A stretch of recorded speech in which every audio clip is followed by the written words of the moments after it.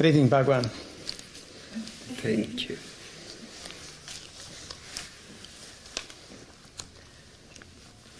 Is your retinue of sannyasins throughout the world growing in number, or is it declining? It is growing fast. Can you estimate how many you might have worldwide? More than 1 million. How many, say, 10 years ago, do you think? Or when you left India, how many do you think you had? It is difficult for me to remember. What is left is left.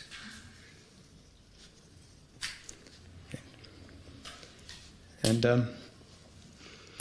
what do you think brings people to places like Rajneeshpuram? Do you think it's for the good life, or do you think to find themselves, to find their inner selves, or is it a combination of reasons that brings people here to live? They are inseparable. They are not two things. Unless you find yourself, you cannot live a good life. Finding yourself is fundamental. Everything else follows it.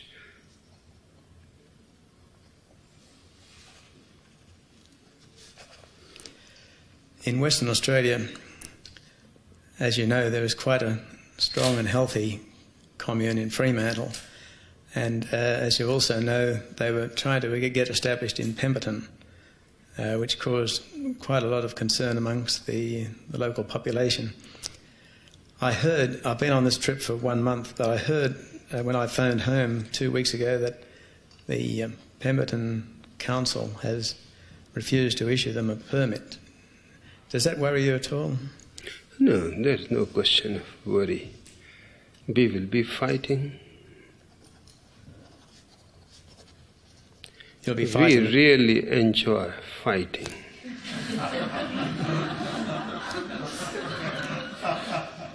So you'll be fighting it legally and... Legally. You said some time ago that you'd like to visit Australia, in particular West... Certainly. Pardon? Certainly. Do you think you'll still go down there? Yes, still.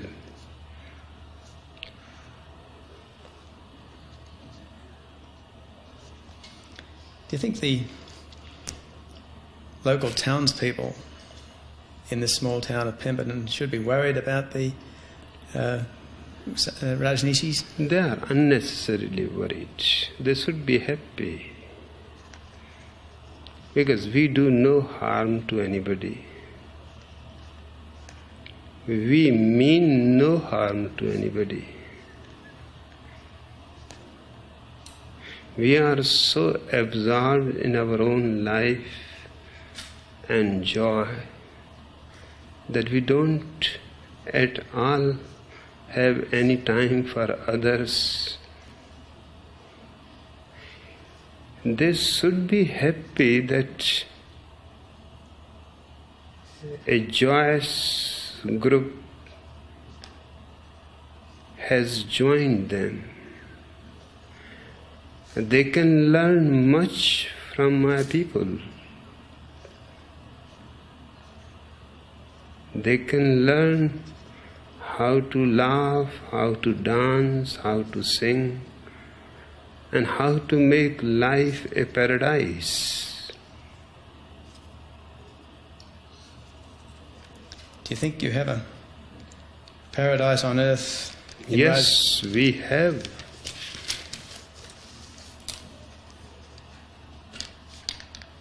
And you can go around this paradise and you will find only joy and love.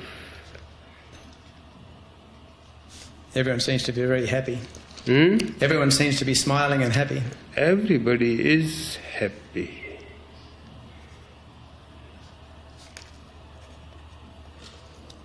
Have you ever had to ask anyone to leave Rajneeshpuram? Never.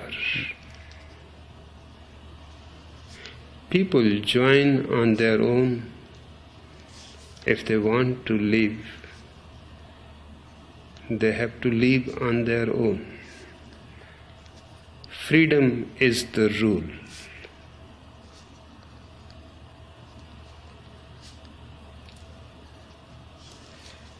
You have a fairly active police force here. Do they get much work to do? They have nothing, no work. If you can give them some work in Australia, I can bring them with me when I come. They are really fed up with their guns. 4 years carrying guns and nothing to suit.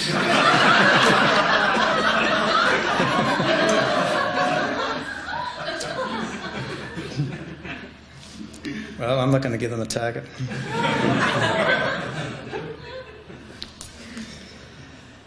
How is your health these days, Bhagwan? It is better.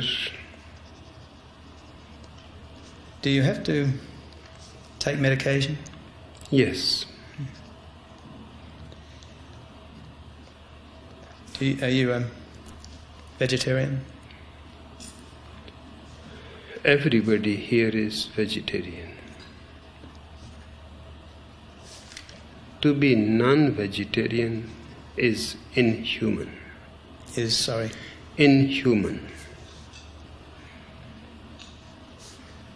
The non-vegetarian is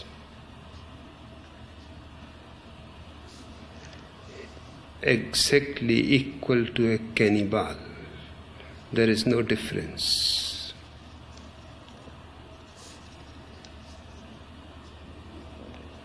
Except that cannibals eat better meat than the non-vegetarians.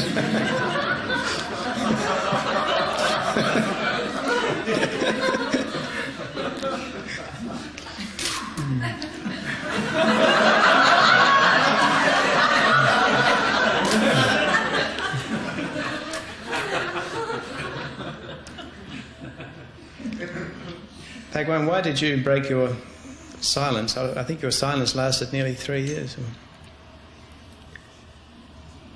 I am a man of the moment. Neither I look backward nor I look forward. This moment here now is enough unto itself. If I feel like speaking, I speak. Whether there is anybody to hear it or not does not matter. If I don't want to speak, even if the whole world is ready to listen, I will not speak. I simply live according to my feelings. I see. Well, your words tonight are going to be read by at least 4 million people, hopefully, if they buy the paper. Good.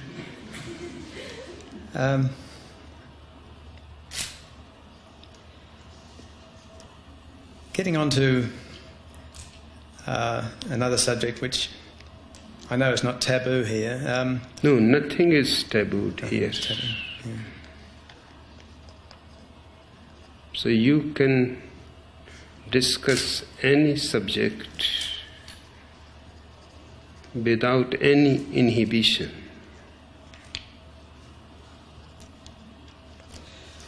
I believe for at least a year you have been aware of the danger of the AIDS problem, and you have instilled careful precautions amongst your sannyasins. Is that correct? That's right. For how long have you been aware of this danger? Just for the last year. Do you think it could destroy mankind, or? It can. It has every possibility.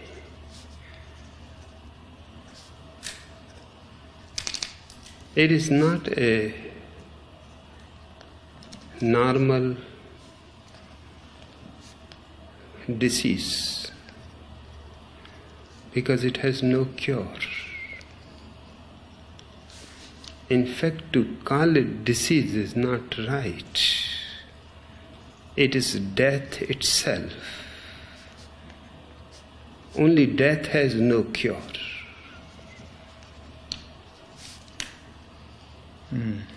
And the ways it spreads are so many. That's why it is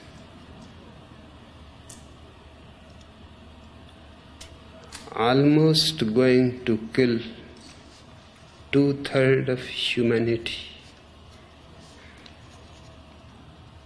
Because you can catch it just by kissing somebody. You can catch it by washing somebody's tears. You can catch it by somebody sneezing at you. It used to be a joke that sex is nothing but a sneeze. For the first time it has become a reality.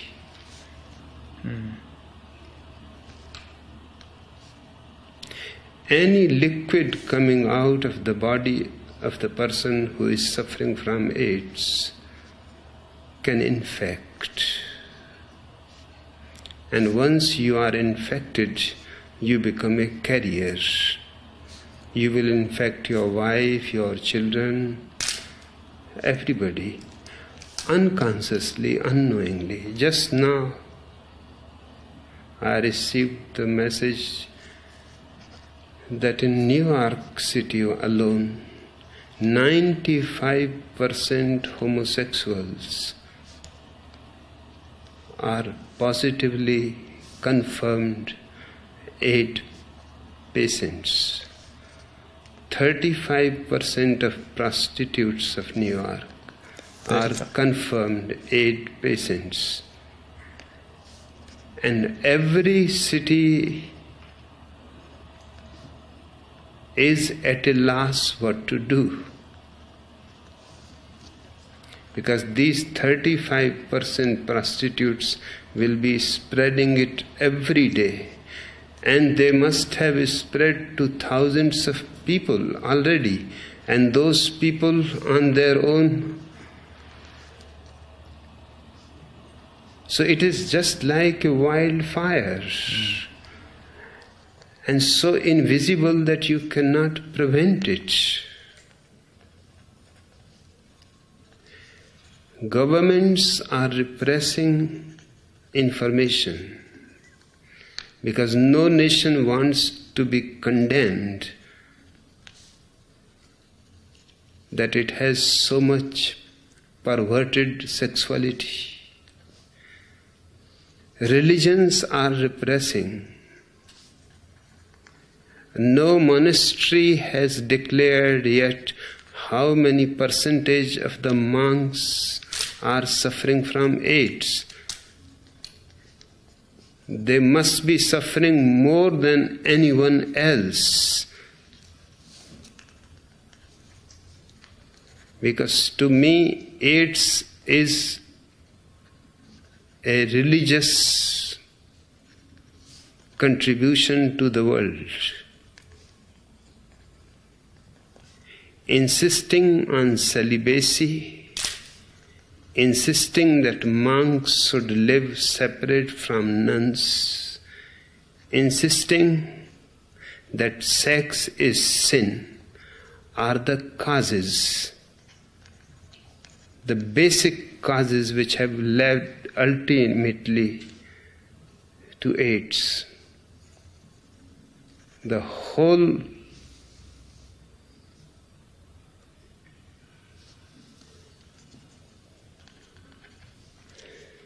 responsibility lies with your popes,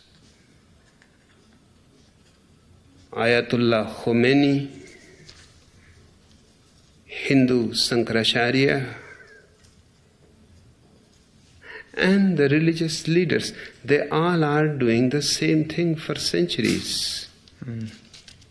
They have created homosexuality.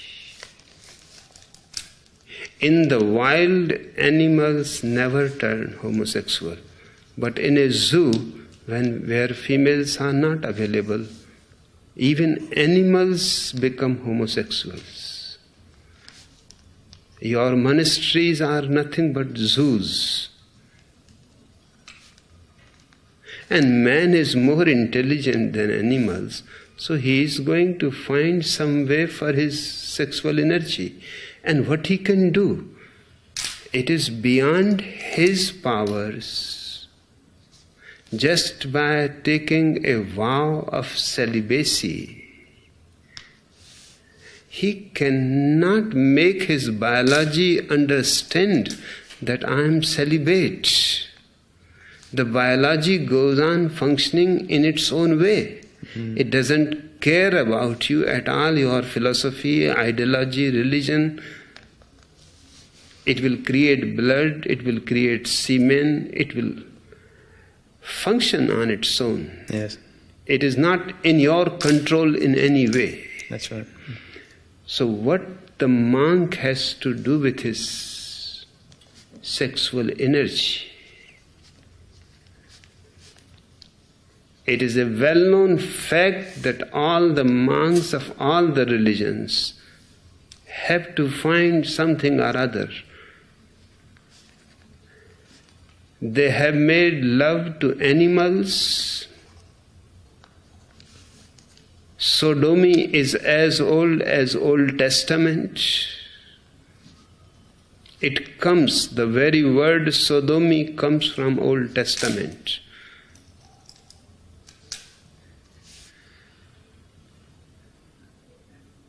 They have been homosexuals, nuns have been lesbians.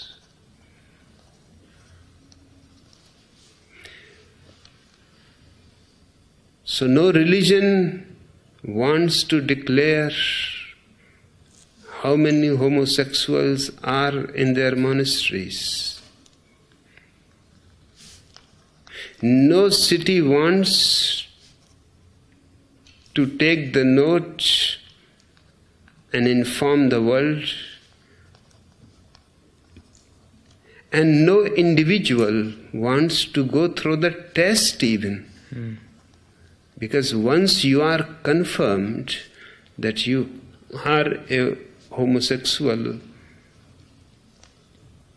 and you have a positive AIDS, you are a condemned individual. You will not have any other exit except suicide. Because even your parents, your wife, your children, your brothers, sisters, friends, all will deny you. That's right. I have a clipping here from a newspaper I saw in Vancouver 2 days ago, which has a Rajneeshpuram dateline, and it says, AIDS has struck the Rajneeshis. 2 followers of Guru Bhagwan Sri Rajneesh have contracted the usually fatal disease. And I don't know whether you've seen that, but is it true? It is true, because this is the only place in the whole world where everybody in this commune has gone through the test. And we have found 2 persons suffering from AIDS. These 2 persons are not condemned by the commune. On the contrary, they are receiving more love, more respect, for the simple reason because they are victims of religion. We have given them our best houses in the best scenic places to live, to read, to see the films, whatever they want to do. and whatever we can supply to them. They can come to the commune, they can come to the lectures, they can come to the meditations, but they have to be careful, not in any way contact physically anybody. And they understand it, and they are tremendously grateful that they are here in this commune. In any other city they would have been thrown out. Hospitals are not taking aid patients in. They are refusing. Are these two people related, or are they living together now? They are together now, living in one place, but they are not related. So the sannyasins who live here are taught and encouraged to take every precaution. They don't allow kissing or... Every precaution they have been told, whatever can be dangerous to others. And they are intelligent people. Once they understand a thing, they simply do it. In 4 years' time, not a single baby has been born in the commune, because they understand the world is so much overpopulated. Now going on populating it more is simply making it more miserable, more starving. You are creating a burden for the world, and you are giving your child an ugly world which is going to die either through AIDS or through nuclear weapons. What is the point to give to the child such a world? And nobody has prevented them. Just I explain things to them and then leave it up to their intelligence. So you practice zero birth growth? Zero birth growth. And that is unique. Nowhere in the whole world you will find 5,000 people living together with zero birth control.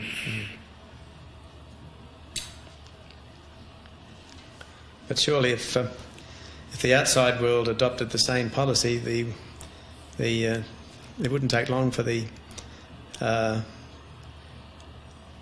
third world countries they would never practice zero birth control, and they take over the world. They can, if they drop this stupid idea that they have to be democracies.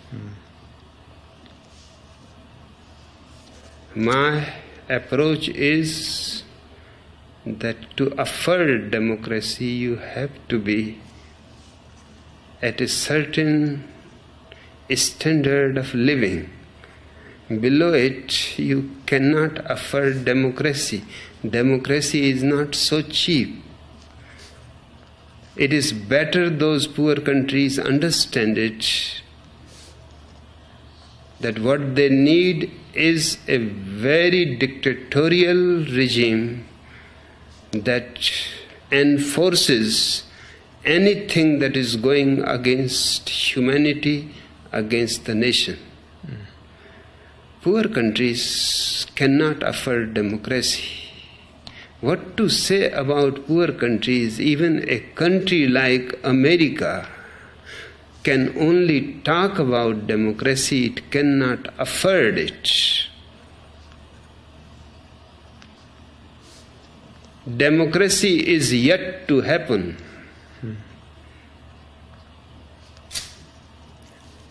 Are you politically minded, Bhagwan? No. What do you think of President Reagan? Just a third-class fellow. What fellow, sorry? A third-class fellow. But that is a necessary qualification for becoming a president or a prime minister. Only third-class people aspire for those places. All politicians suffer from inferiority complex. So they want to become superior just to convince themselves that they are not inferior.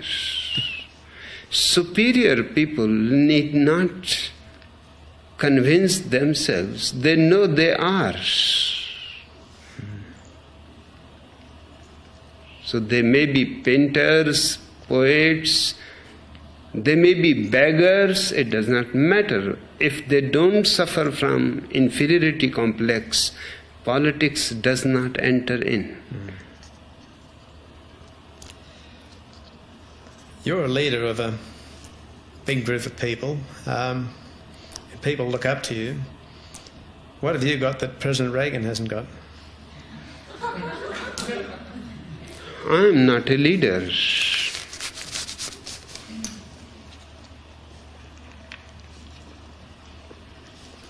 And I have not tried to convert anybody to my way of life or my way of thinking. The people have come on their own, feeling some synchronicity between me and themselves. That's what I have and Reagan does not have.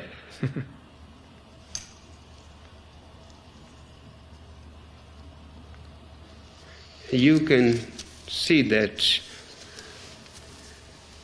Where is Jimmy Carter now? Tomorrow the same will be the situation of Ronald Reagan. But I am going to be here for the whole coming history.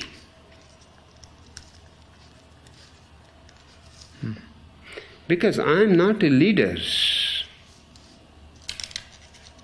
A leader is something like a daily newspaper. By the evening it is useless.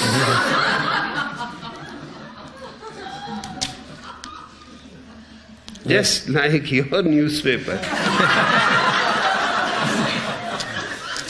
Good for wrapping up fish and French fries. Yes. And give him some water.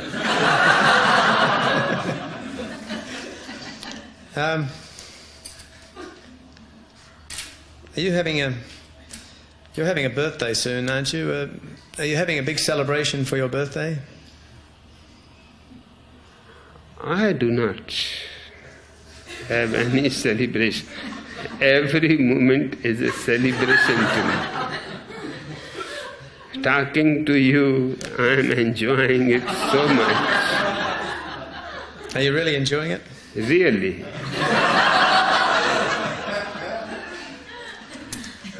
My people celebrate.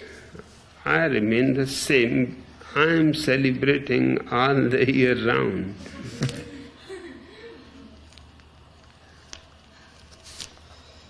Yeah.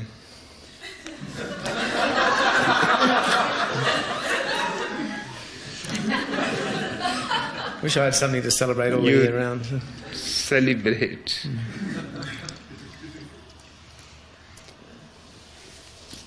Do you spend much time of your day reading or writing? No.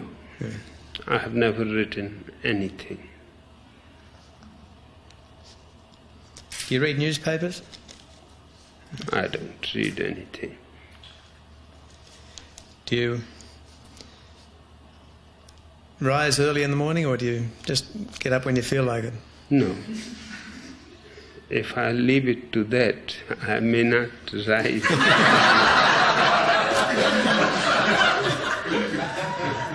So I leave it to my people to wake me up at 6 o'clock.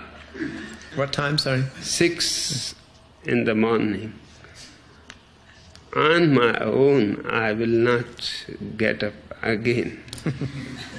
Just a bone lazy fellow.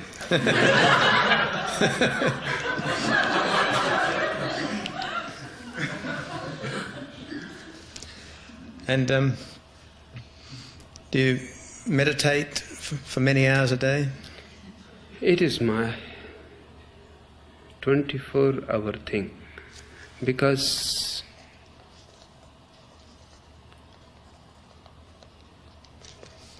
I will have to explain a little bit about it.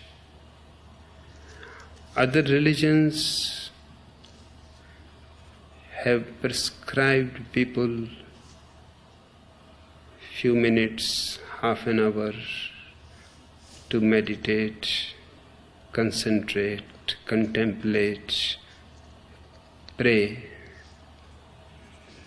But to me, the whole idea is idiotic, that you can meditate for half an hour and for the remaining 23.5 hours you can remain non-meditative. That is impossible. It is just like breathe half an hour and for the remaining forget all about it. Tomorrow morning breathe again. Meditation is something that has to become your constant companion.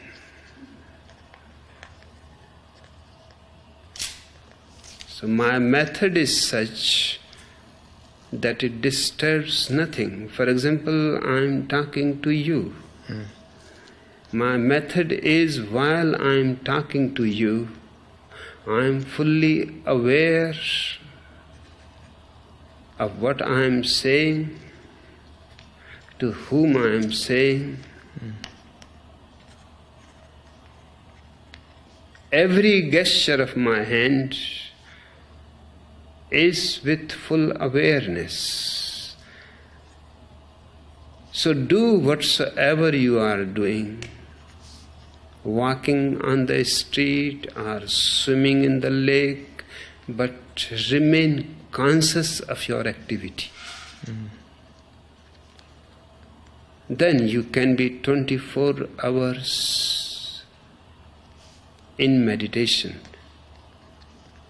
And unless you can be 24 hours in meditation, all your half an hour meditations are toys. You are just befooling yourself.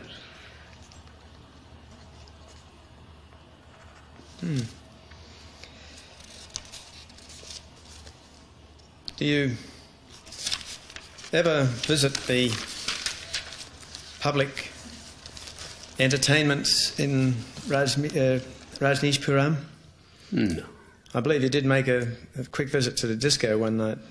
Yeah, one night. Just one night. I went just to shock my people. But it was not much of a disco, because as I went there, everything is stopped. And the whole commune gathered in the disco and around the disco. So I had just to go in and come out.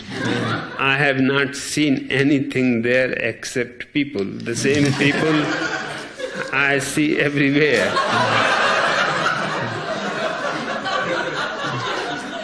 I wanted to know what the hell this disco is. But they did not allow me. I don't go anywhere.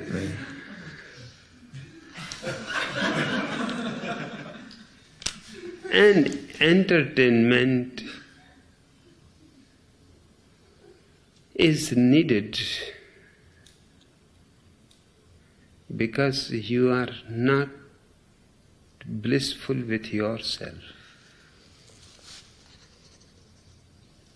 Something is missing in you. Some worry some tension that you want to forget. Entertainment helps you for the time being. To me, there is no point at all in going to any entertainment. I am not against it. I can go. If people feel happy by my going there, I can go anywhere, hell included. Yes. But as far as I am concerned, I don't need any entertainment. I am so full of blissfulness in myself. But you don't mind your sannyasins enjoying themselves at least? I don't mind, because they have yet to come to the space where I am. And I tell them that enjoy and entertainment yourself as much as you can, because soon you will be sitting like me. So before that happens, the calamity of enlightenment, you just do every nonsense that you want to do, because later on there is nothing left to be done. Yes. Live life for today. Yeah, live life for today, because tomorrow is entertainment within yourself. Or tomorrow is enlightenment. Today you enjoy and do all kinds of foolish things. Go to the disco, go to the restaurant, and go to the playing cards. Do everything that a fool is expected to do. Because after enlightenment, now I know I missed so many things. And missed forever.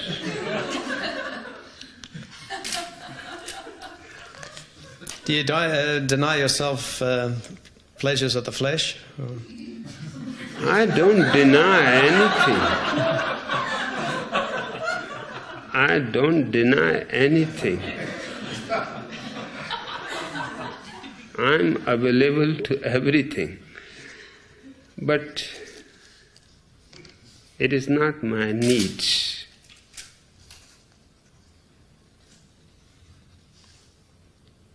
I enjoy everything. Do you enjoy a drink of alcohol, beer or wine? No, I don't like the taste. Otherwise, they are vegetarian and there is no problem for me. I have tasted everything, but I did not like the taste. I am not against alcohol, I am against the taste of it. I see. But you like your sannyasins to be moderate in... There is no question. I never give to my sannyasins any shoulds and should nots. Just I tell them, be alert and aware and do whatsoever you want to do. And don't wait for tomorrow, because who knows, tomorrow you may become enlightened. That is the difficulty here.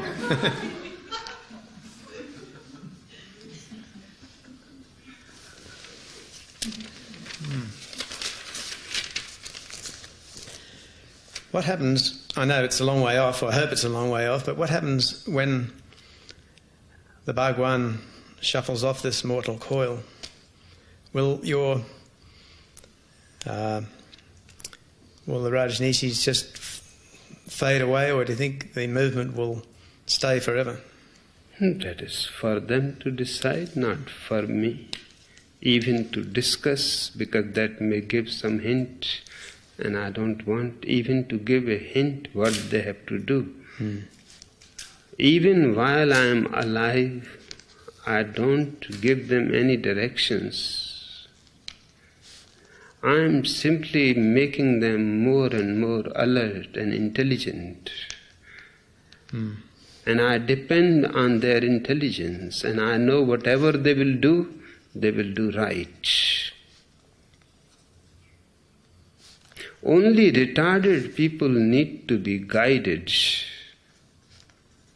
Immature people need 10 commandments.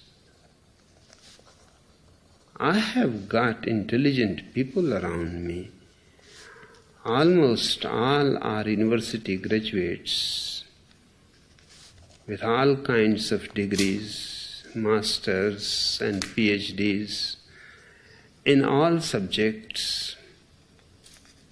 We are absolutely a self-sufficient, organic commune. We have our doctors, we have our dentists, we have our nurses, we have our surgeons, we have our professors, we have our psychoanalysts. We have everybody that we need. Do you need a psychoanalyst here? We need, because people who come from outside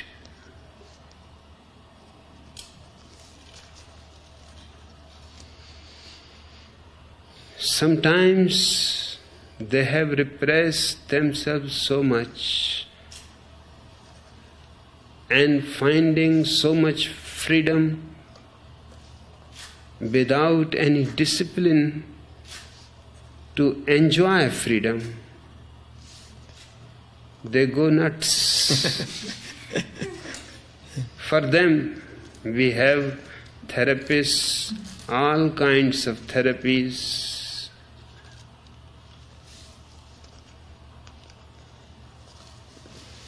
But for my own people, there is no question. In fact, every sannyasin is a therapist himself.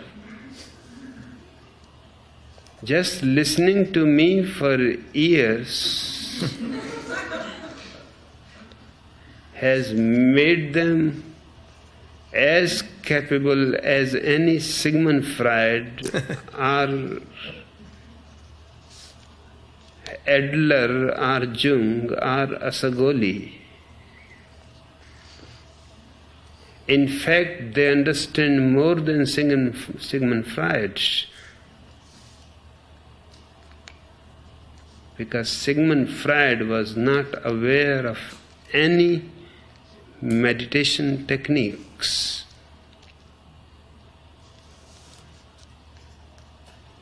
And psychology is incomplete without meditation. Because then it is only superficial.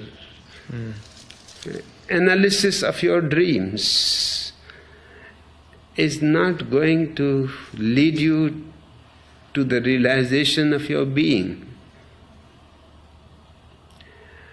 But the vice versa is totally different. If you realize your being, your dreams disappear.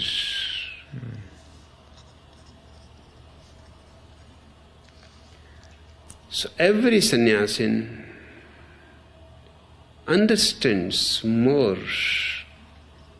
I have not written a single book, but there are at least 350. That's what my people say, because I have never counted. Those books are written from your talks? Yeah, but my talks, just verbatim. Just like this might be used. This will be. That's good. Yes. So, do you ever play back what you have said? Or do you just, once you've said it, just forget about it? I go on contradicting myself.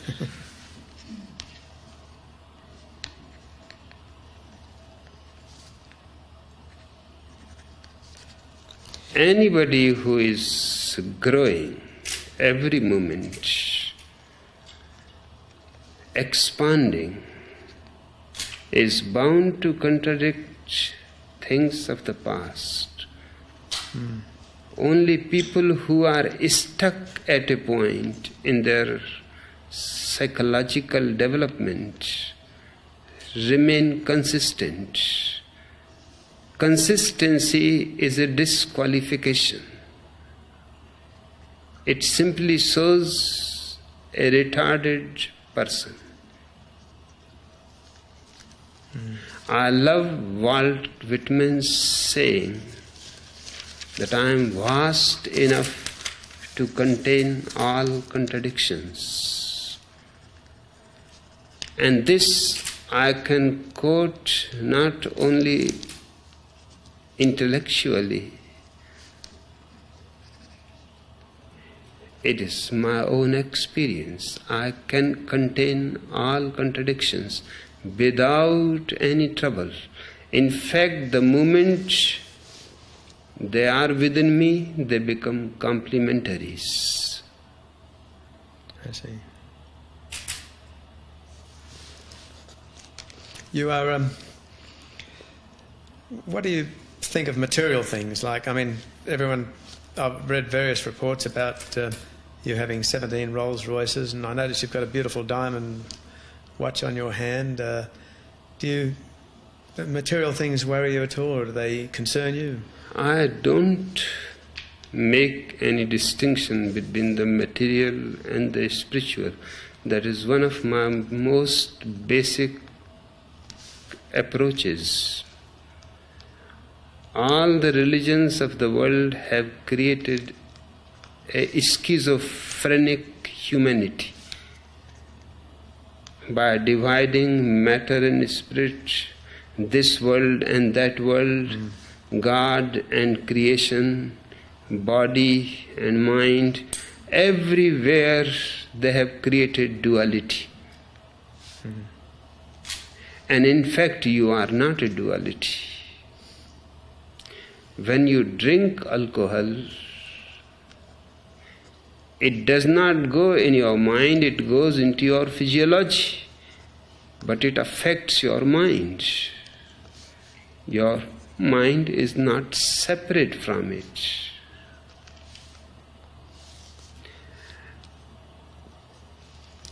When you are hungry, starving, and the necessary proteins for your brain are not available to you, you start losing your intelligence. So to me, life is one organic whole. Matter is visible existence, the soul is invisible existence, but both are one and together. So to me,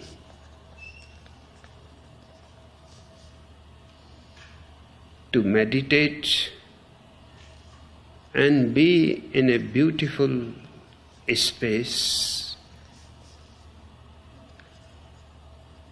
and to be in the best car of the world are not two separate things.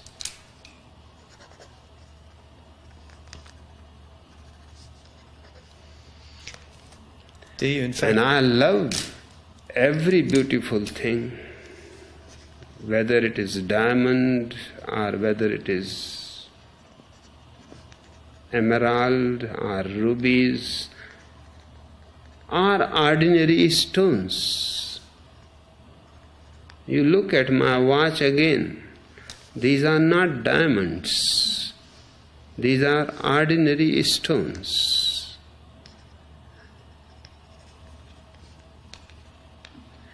But they are so beautiful, they can defeat any diamonds. And this watch is made by one of my sannyasis. That's why I said we are absolutely self-sufficient. Everything that I am using, from my shoes to my hat, is made by my sannyasins. This watch must be the cheapest watch in the world and the best. Does it keep good time? The best. Only 1 second per year it will lose.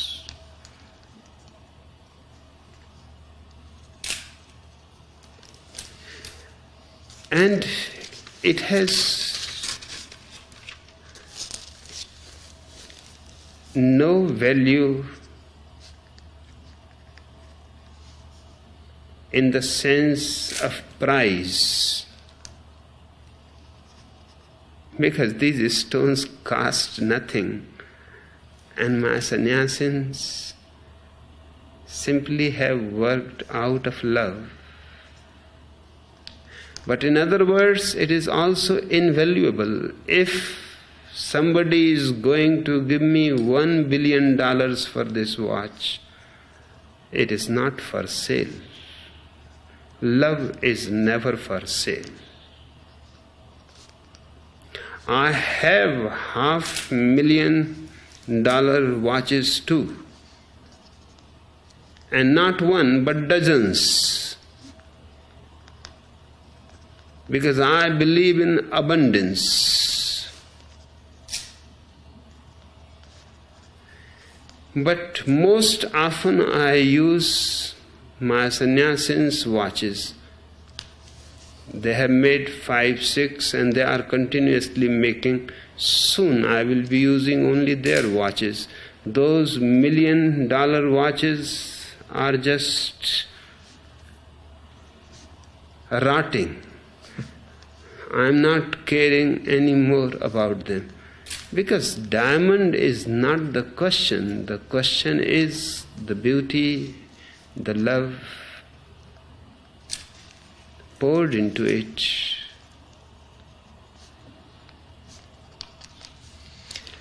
So I am absolutely in tune with the material world.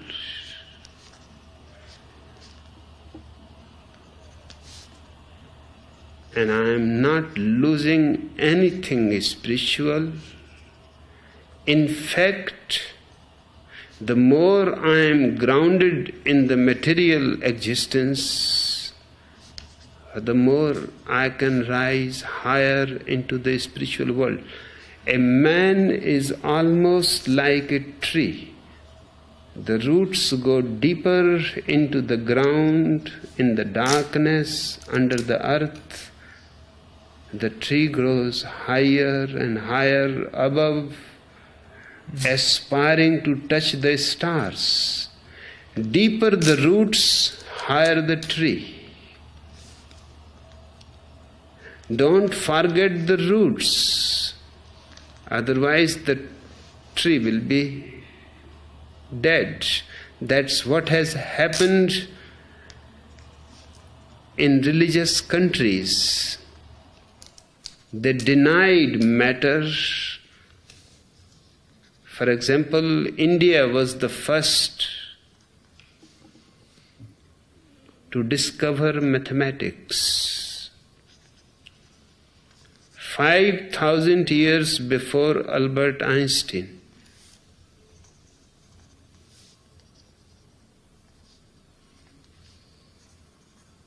China was first to invent gunpowder 3,000 years before Hiroshima.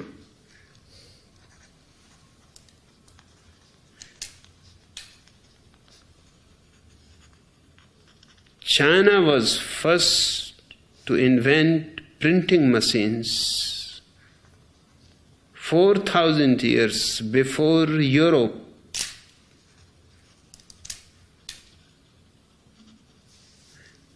China started printing currency notes 2,000 years before any other country in the world. But what happened to these people who were so inventive and so ahead of everybody?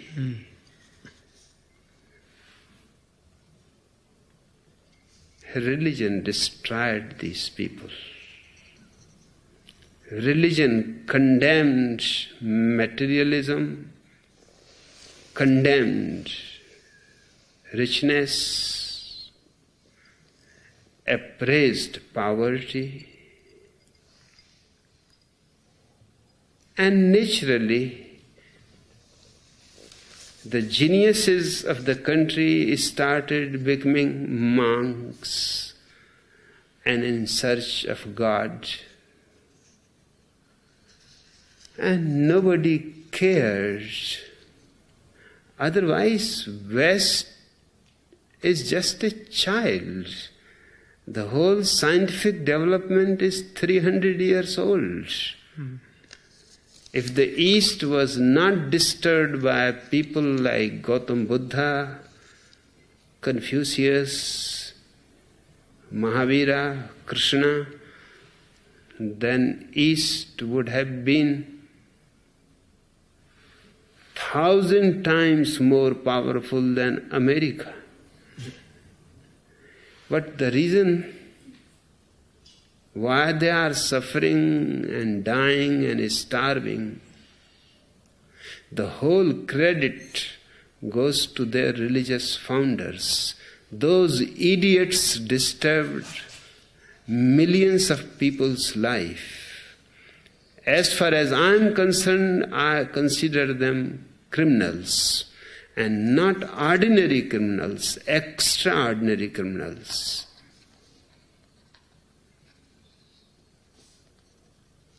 And my effort here is to make man whole, to drop the split, the division, the schizophrenia. So he can have all that matter can give, and he can have all that spirit can give. Why not have both the worlds? I don't see the point. Why choose? If I can go to paradise in Rolls-Royce, I don't see the point. Why should I go carrying a cross?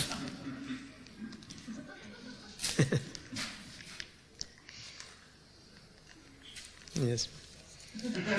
I'm going into a Rolls-Royce.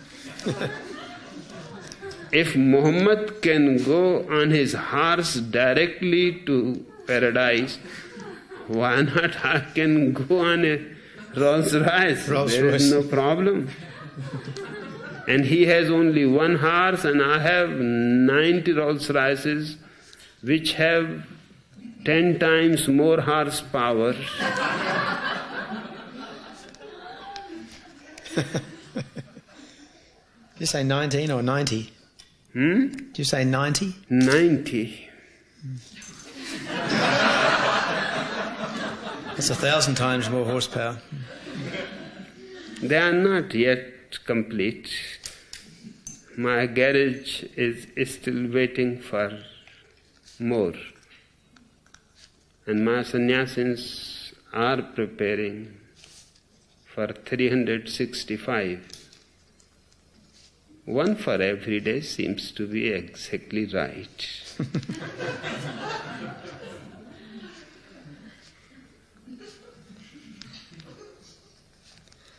In these days of fear about age, do you think your philosophy of free love is a viable philosophy?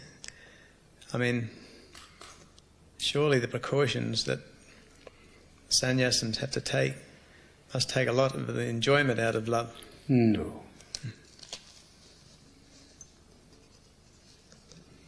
Not at all.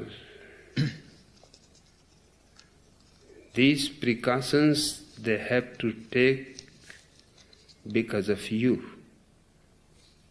because of the world, because of the society.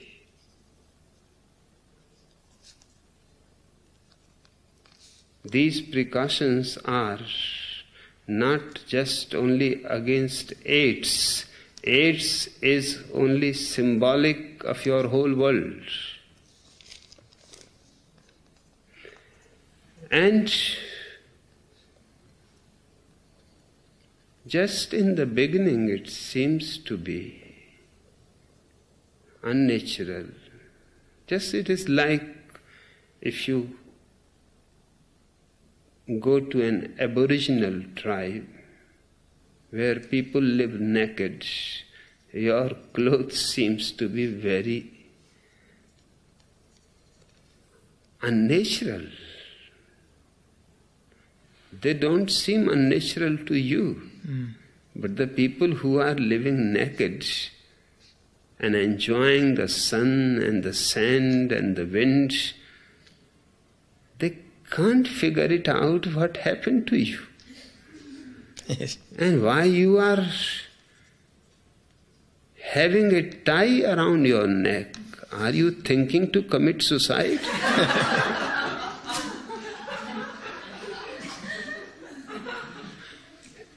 They cannot figure it out what has happened to this man. The same is the situation. Those precautions in the beginning will look precautions. Within few days, they become part of you.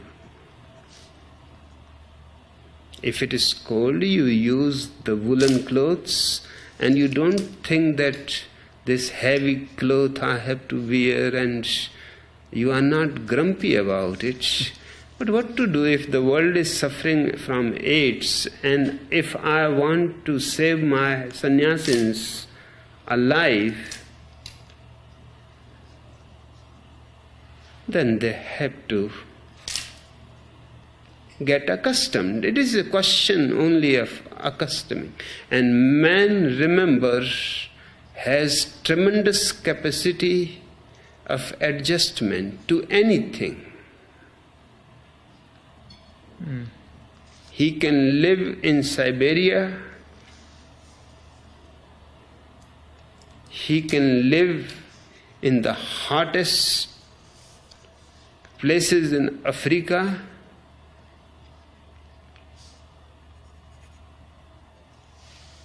only two creatures are immensely adjustable, man and the cockroach.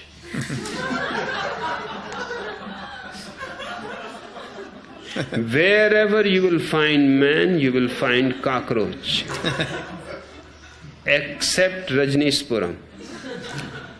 Yeah? Yeah, Yes, you will not find a cockroach. And wherever you find a cockroach, it is almost certain you will find a man nearby. They have coexisted, and they both are capable of strange situations. The cockroach also manages.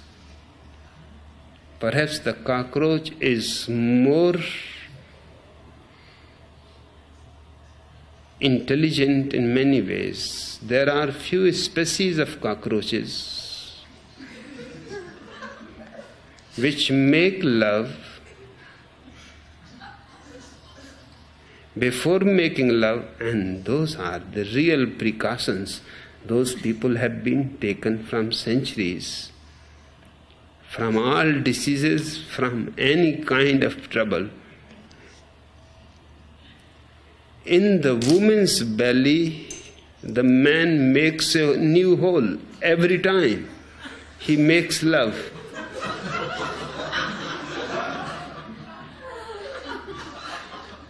Pretty drafty. Yeah.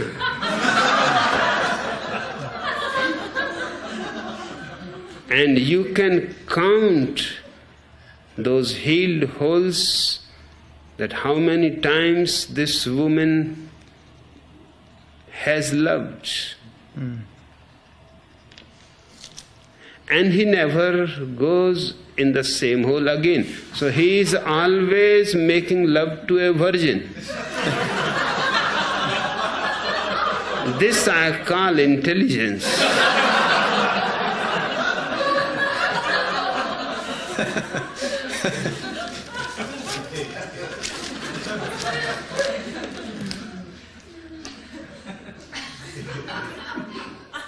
Very good. So there is no problem. My people have not complained, not a single person out of 5,000, that they are having any difficulty. They have understood the situation and they have to rise to the situation to face it. Yes. And what we have done, every city and every country will have to do. We are the pioneers. And they will have to follow exactly the same procedures. If they don't follow, they are going to be in a rotten state. And better they do it soon.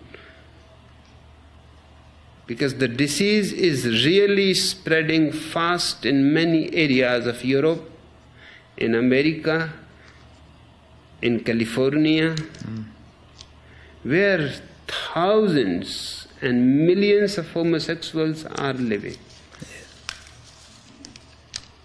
And something has to be done very quickly. But it seems all the leaders are simply trying not to pay attention to it. That is also a tendency of the human mind. If you are facing something which you cannot solve, then you try to avoid it as if it is not there. Yes. But we are not in that category. If any problem is there, we take it as a challenge and we want to face it.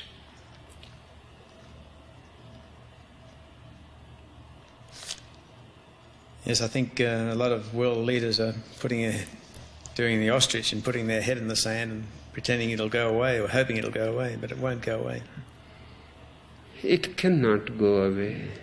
In fact, what they are doing may make the situation worse. For example, in Texas, they have made a law that homosexuality is a crime. The homosexuals protested it, went to the Texas Supreme Court and refused that the law will stand against them. It is for the first time because of their protest that world has become known. 1 million homosexuals in Texas. And Texas must be the most backward state in America. What about California?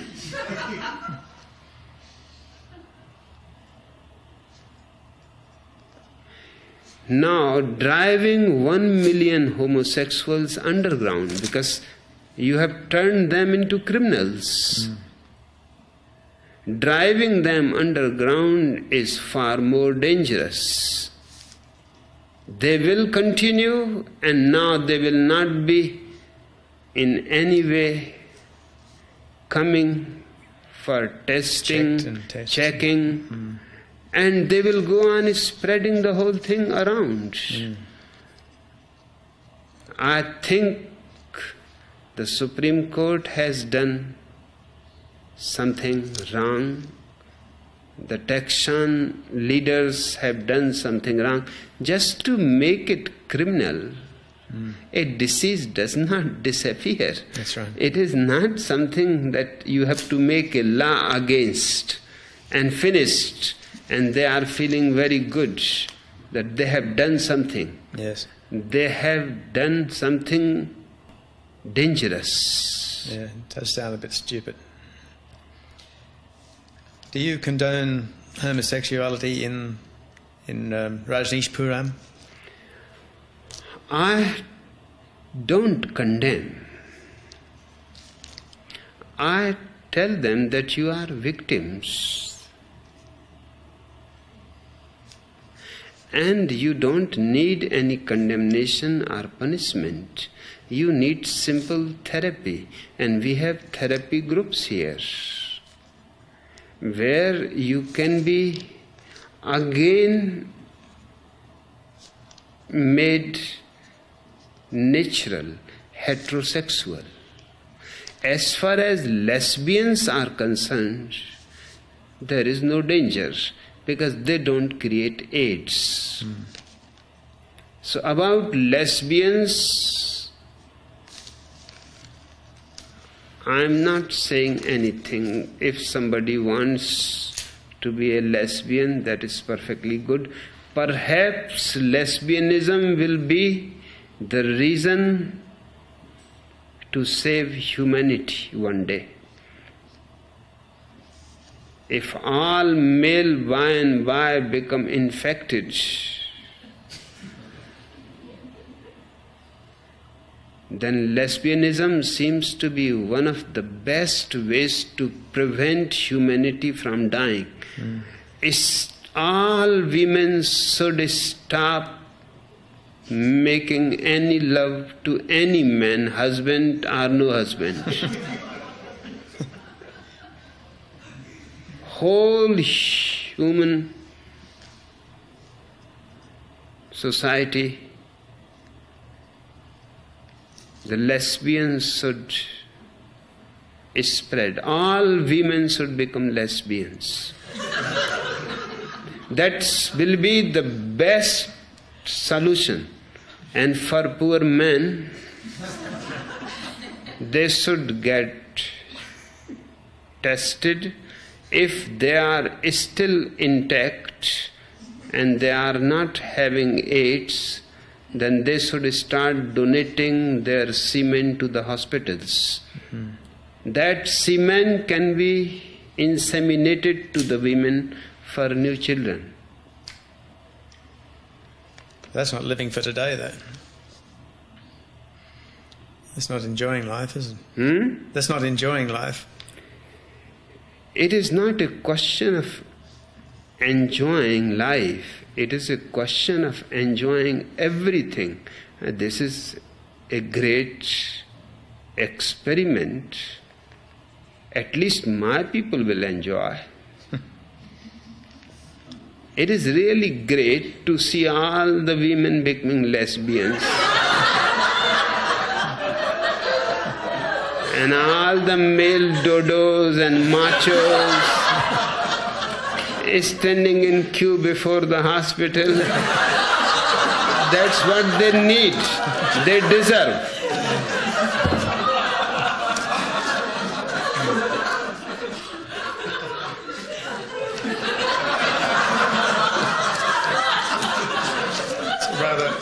It's rather mind-boggling philosophy.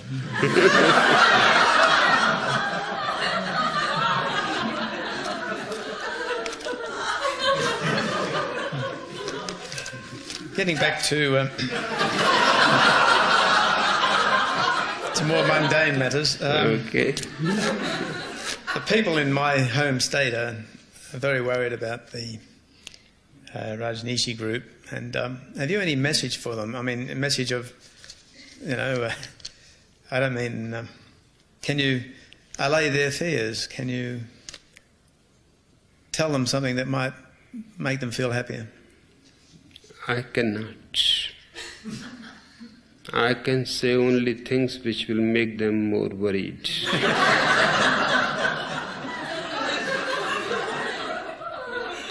Because to me, to be truthful is more important than their worries. Their worries are their problem.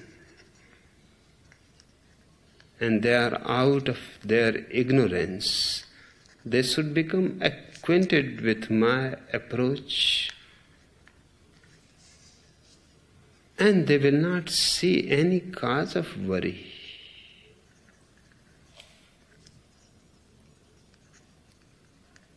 Four years before, when we came here, the whole Oregon became agitated and frightened and hostile. and they started so many cases against us, and we are defeating them in every case. In fact, a situation has come where we are defending the Constitution and they are going against it. And I have made it clear that we will stand for the American Constitution because it is one of the most beautiful constitutions in the world. Even if we have to fight against whole America, the Constitution is more valuable than this whole America because it has beautiful values, hopes of all humanity. But they are unnecessarily worried.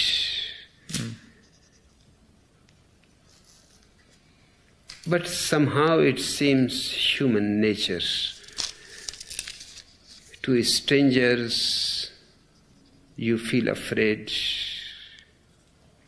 And I am certainly in every way a stranger, on every count. We cannot agree on any point. And I am ready. I have given them challenge to the governor or to the president. Open challenge to discuss on anything that you think we are wrong. We are ready to listen to you, and if we are wrong, we are ready to change ourselves. But if we convince you that you are wrong, then be ready to be changed. That takes the ground away from their feet. They know they are not right. For example, a commune of 5,000 people for 4 years has transformed a desert into an oasis. Rather than coming here and seeing that we have changed the desert, which was lying for 50 years for sale and nobody was ready to purchase it, because what you will do with the desert? We change the desert and they are putting cases against us for the misuse of land. I used to think that idiots are spread all over the world, but finally I found they are all in Oregon.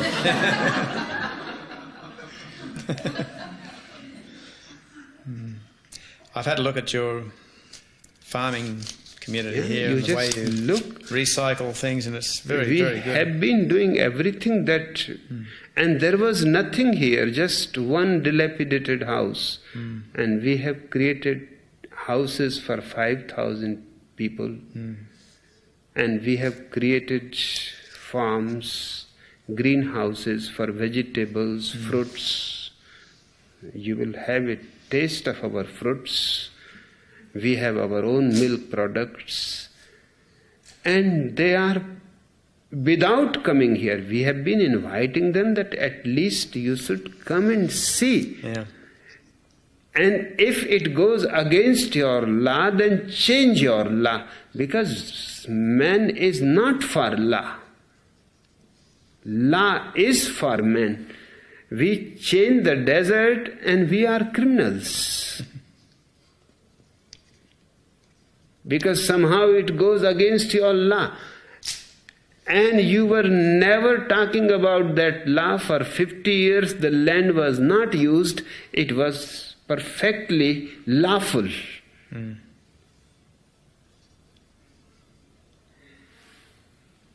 5,000 people are living here, but they don't want to accept it as a city. And they had accepted it.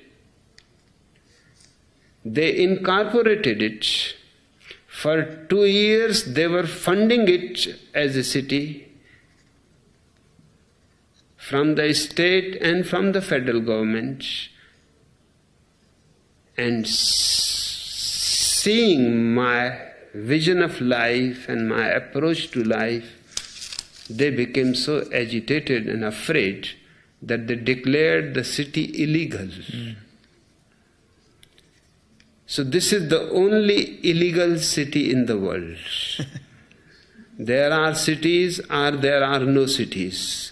But illegal city is an uniqueness.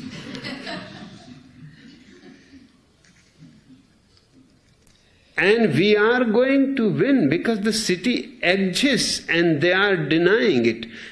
And the amazing part is, in these 4 years, not a single crime, not a single rape, not a single murder, not a single theft, not a single suicide, and this city is illegal. And New York and San Francisco are legal, where every moment there are crimes. So it seems not to commit crime is illegal.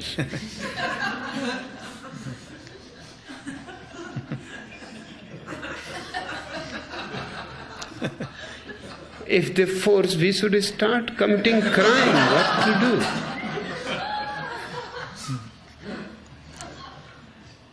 I was told that I would see armed guards patrolling the streets. I haven't seen any since I've been here. Do you still have armed guards? I have, because every day we receive phone calls that they are going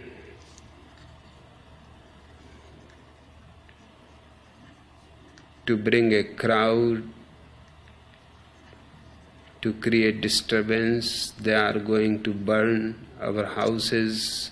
They are going to create fire.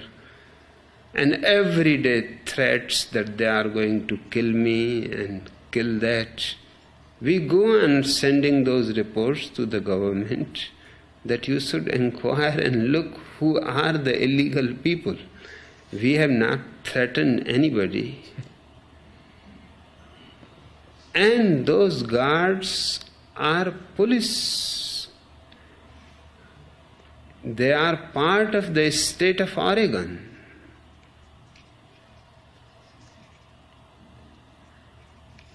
And they are just there, so nobody can create any nuisance. Preventive rather than... Absolutely preventive, because for 4 years they have not done any harm to anybody. But they are sannyasins. The policemen are sannyasins. They are sannyasins. They have taken the training of the police, and the sannyasins have topped in every training, in every field, and they have proved their guts there too, and made it clear that it is not going to be an easy thing to anything. If you are planning to do against, we are harmless, we don't want to do harm to anybody. But we will not let anybody harm us either, because that is too supporting violence.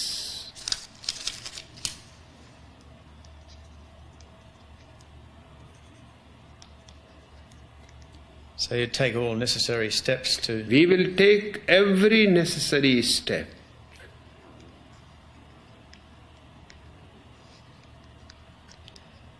Do you think one day it might lead to bloodshed? It is all in their hands. Because the governor is keeping the army alert. It looks so stupid we have invited him that you should come and see that these peaceful people, they don't go out. The nearest neighbor is 20 miles away. We have nothing to do with anybody. We are living like a separate island, and we don't have to depend on anybody else. We have everything that we need. You just come and see. And if you see that this is a place where you have to bring army, you just tell us why. What is the reason?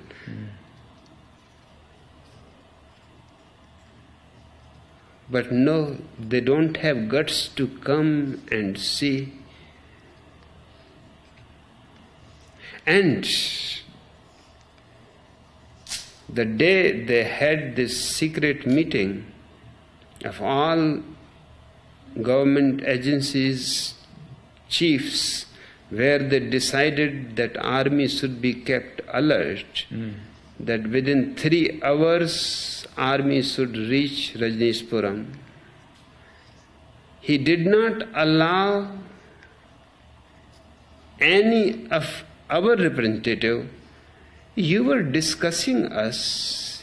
You wanted to take some decision about us. At least you should listen to our story too. He did not allow that. He did not allow the press either. Press weren't allowed in. Press was not allowed, and he said that I will talk to the press after the meeting. And whatever he talked was absolute lie. Whatever had happened in the meeting, not a single thing he mentioned to the press. And whatsoever he mentioned to the press was not discussed in the inside.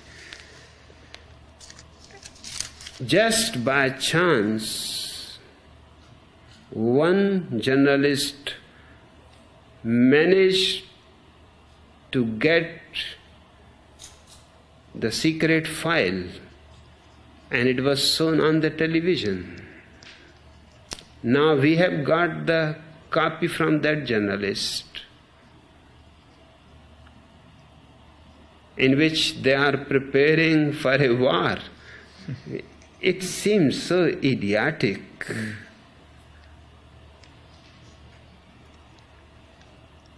Has the governor visited here at all? State governor?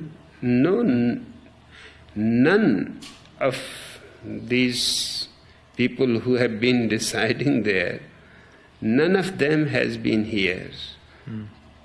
And we are every day in the news, every day in the television, in every magazine, every newspaper. It is not that anything is hidden here. They can come, and we invited them as our guests. Yes. But no, they don't want to come. You welcome visitors, don't you? You welcome visitors. I welcome visitors, because that's the only way the world to become acquainted with us. I was very impressed by your press organisation here and your public relations and your Chamber of Commerce. They're very helpful. And anything you will see, we have tried the best that we can do within our circumstances. Sorry to go back to my home state, but would you like to establish a Rajneeshi community in Certainly, we are establishing everywhere around the world. How can we leave Australia?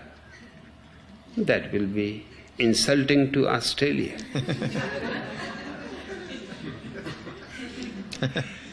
So you'll be fighting the legal moves that have been made? Soon we are going to be there.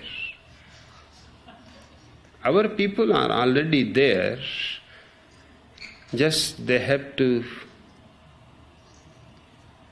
come to one place and make a commune. I have many Australian sannyasins. Yes. Just the question is of having a good place so they can have an independent commune. And it will be good for Australia to see the commune and to see how these people live and why they are so happy and why we are so miserable.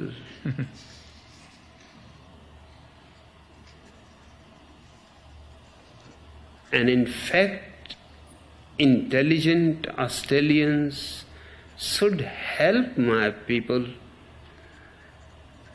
Anything new should be helped, because perhaps this may be the alternative to the rotten society, to a civilization which is dying.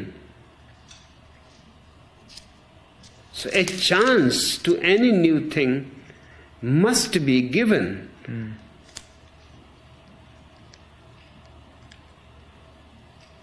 Rather than being hostile, be friendly. My people are very friendly, very loving.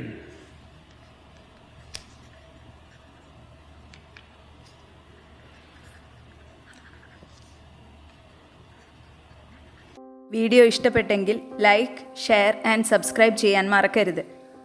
Thanks for watching the video.